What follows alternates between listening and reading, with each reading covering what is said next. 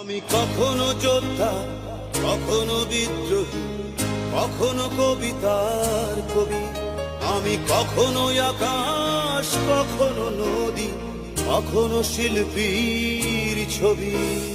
যেখানে দেখবো আমাকে ইগনোর করছে, যেখানে আমার কোনো জায়গা নেই, সেটা বন্ধুত্ব হোক আর ফ্যামিলি হোক, প্রতিবেশী হোক, যাই হোক না কেন, যেই হোক না কেন, তো আমি দেখবো আমার ইম্পর্টেন্সিটা এখানে কম, আমার গুরুত্বটা একদম নেই। যেখানে আমাকে ইগনোর করা হচ্ছে সেখান থেকে আমি চুপচাপ সাইলেন্সে সরে যাই। যদি আমি কোনো ভুল করে থাকি তাহলে আমি ক্ষমা চেয়ে নেবো, কিন্তু যে ভুলটা আমি করিনি সেটা আমি চুপ করে থাকি।